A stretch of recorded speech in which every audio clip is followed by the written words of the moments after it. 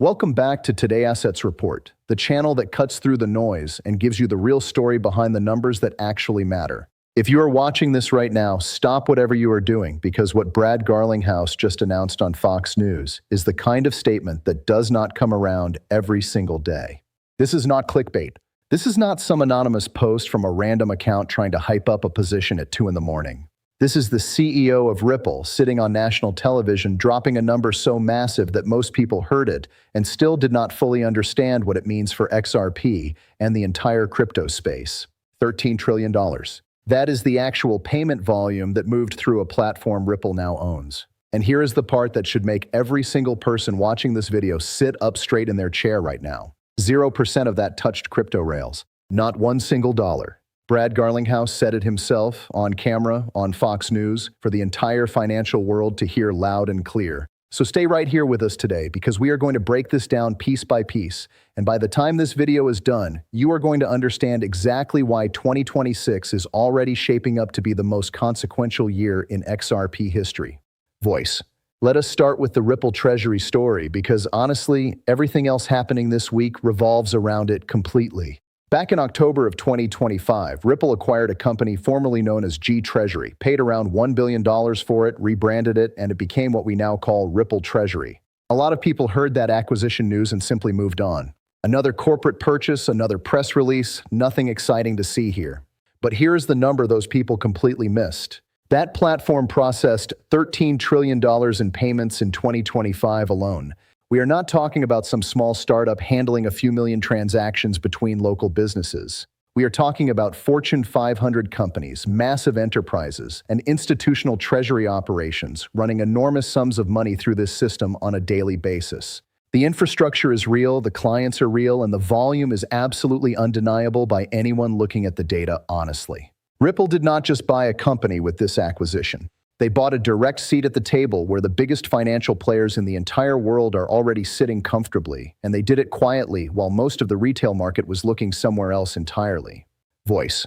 Now here is exactly what Garlinghouse said on Fox News, and I really need you to absorb every single word of this, because the framing tells you everything about where Ripple is heading next. He said, last year, G Treasury orchestrated $13 trillion of payments, and 0% of those were through stablecoins or crypto. When some people first hear that, their immediate reaction is to ask why it even matters if Ripple is not using XRP for any of it. But that reaction is completely backwards and misses the entire point being made. That 0% is not a problem. That 0% is the opportunity staring everyone directly in the face. That is a CEO standing on national television and pointing a massive arrow at the gap between where payment volume currently lives and where blockchain infrastructure is positioned to take it. Every dollar of that $13 trillion moved through traditional banking rails with settlement windows of 3 to 5 business days. In a world where information travels across the planet in milliseconds, money still takes days to move between institutions. That is the broken system Ripple is positioning itself to fix, and they now own the platform where $13 trillion worth of that broken system already operates every single year. Voice. Think about what this means from a pure business strategy perspective, because this is where everything gets genuinely exciting for anyone paying attention. Ripple now owns the dashboard. They own the interface. They own the direct relationship with the CFOs and treasury departments at some of the largest companies on the planet right now. And currently, those companies are moving payments the slow, expensive, traditional way without any alternative being presented to them. But Garlinghouse described exactly how the transition plays out. Imagine you are a CFO making a cross-border payment.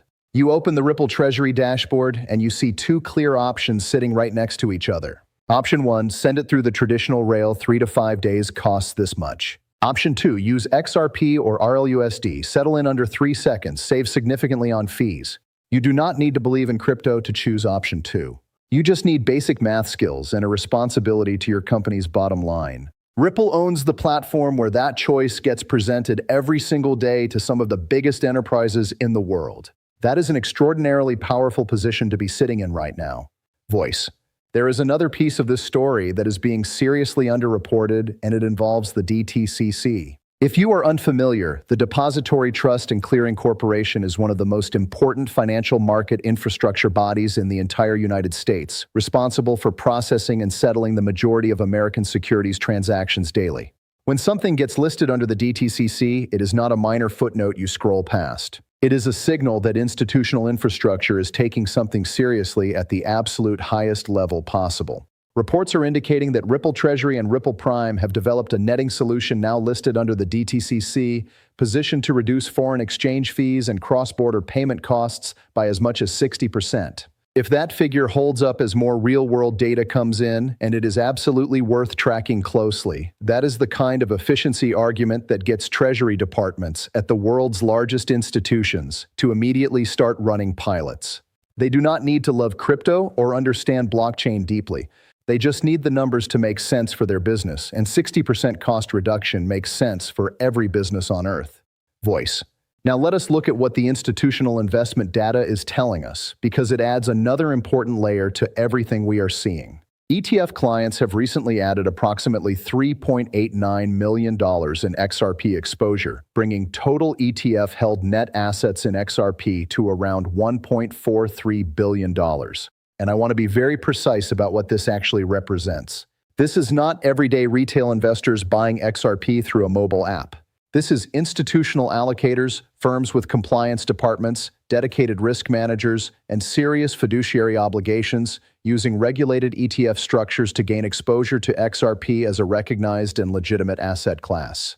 The structural access to do this is itself a relatively recent development in the crypto space, and the direction of those flows over recent months has been consistently and clearly upward. Whether it continues at this pace is impossible to guarantee, but the appetite is real, the infrastructure supporting it is real, and the data is reflecting both of those facts in a way that is very hard to argue against honestly. Voice. And then there is the CME Group data, which I genuinely believe is one of the most underappreciated signals in this entire conversation right now. The CME just released its first quarter